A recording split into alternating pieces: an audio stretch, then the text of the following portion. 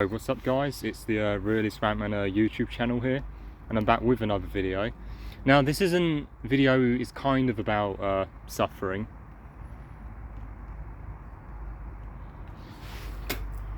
This video is kind of about suffering, but not to do human suffering, but to do with animal suffering. Now, I'm sure as you guys would know, I like animals, right?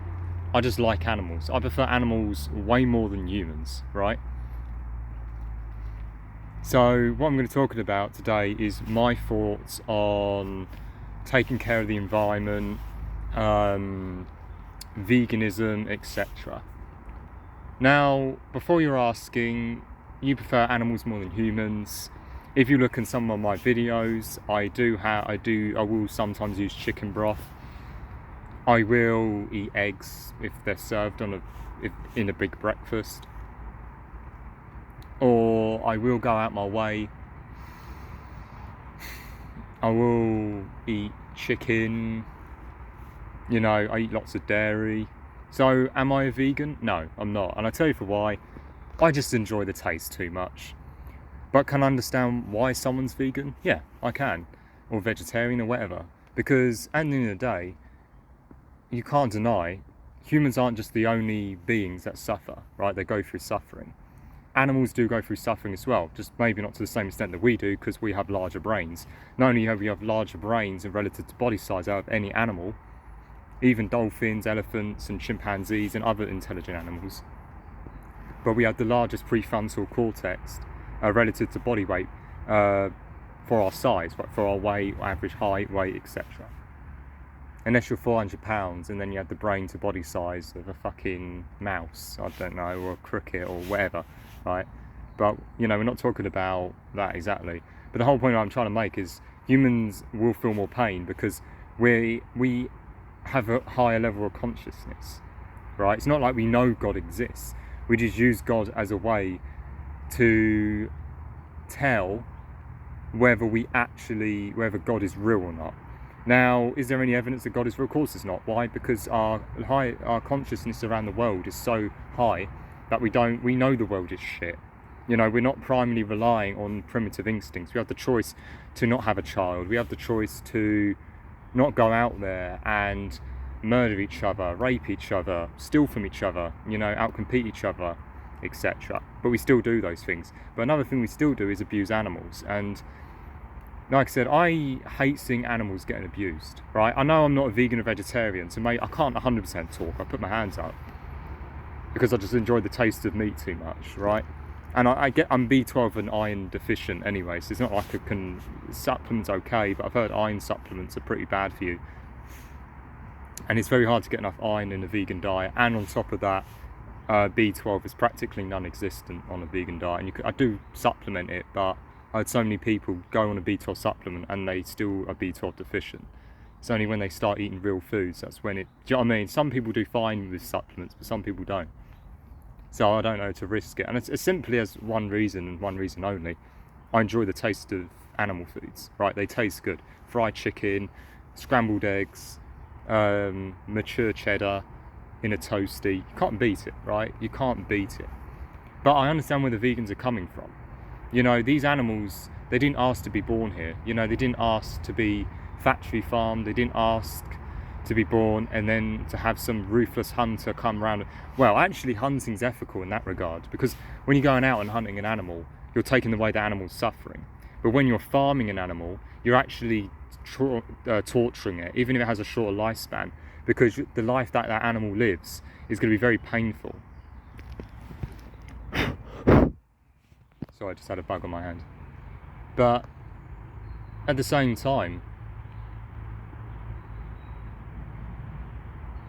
you know, so I understand where the vegans are coming from, or vegetarians as well, is you don't want to see an animal die, or you just don't want to see an animal be born into the first place and be used for something that we don't actually need anymore, for the vast majority at least. There are people who can't do well with high protein plant sources like legumes and nuts and things like that, so they can't get enough protein unless they consume meat. But that's a minority, right? So you can't deny most people could go on a plant-based diet. They could. because I've done my research, because I've been vegetarian, ovo-vegetarian. It's basically where you eat plants and eggs. You don't even eat dairy, you just eat plants, eggs and honey, right? And how did I feel on that diet? Meh. The same as how I do now, to be honest.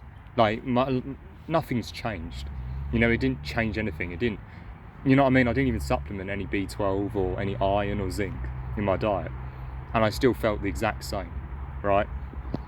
Because I was eating nutrient-rich plant foods anyway, right? I don't really eat a lot of meat anyway.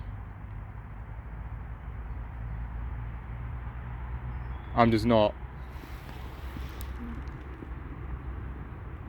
What the fuck is it?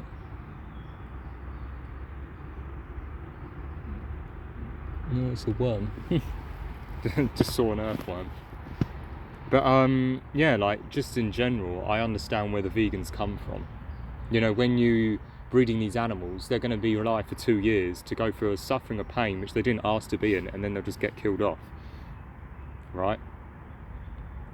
So unless you got some allergic reaction to soy, or you just don't digest it well, or you have an autoimmune issue, I know someone like Jordan Peterson does, for example, then there is no it's probably best if you still eat meat in your diet, right?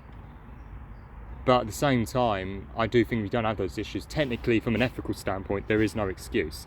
Same way I've just admitted there is no excuse for me. I'm just an undisciplined, lazy piece of shit that just enjoys eating the taste of fried chicken sometimes, right? You know, it's you know, it's not the end of the world anyway. So, I mean, I suppose the more meat we eat, the more climate change will get worse, and the more climate change will get worse, the more risk we are of going extinct. But at the same time, I don't think climate change is going to do enough. I think we're going to need a big red button to be pushed out for our species to be wiped out. So it's not like, you know what I mean, this climate change stuff is going to wipe us out. I just think we're too strong. You know, our buildings... Yeah, sorry about that. Some random geezer just came round and started coming past me, and I was like, please don't come down here, because it's like I'm recording a video right now. You know, I don't want to have to fucking move areas and shit and then get back to where I was talking about. But yeah, onto it, like, I can understand where these vegans are coming from. You know, I get those animals going through hell, you know, I really do, and if we stop eating them, we'll stop producing them. But then this whole idea, but then another thing that really annoys me as well is the way a lot of these people say that if you're a true antinatalist, you have to be vegan, which I think is fucking bullshit. It's fucking bullshit. There's no such thing, right? I think if you're talking, I feel like to be an ethicist, I feel like you kind of have to be a vegan, in a way. Do you know what I mean? So, yeah, because if we stop farming animals would go extinct, right? People keep saying we need to save these animals, but what the vegans don't understand is you're actually killing them off. You're stopping them from being born, because that's why they're born, for our own consumption.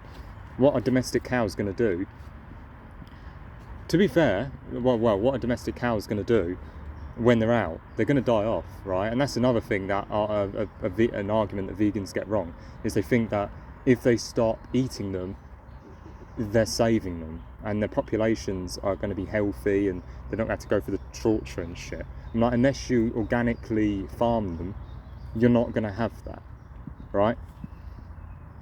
So in that regard, you could argue, well, these vegans are actually putting more torture to the animals.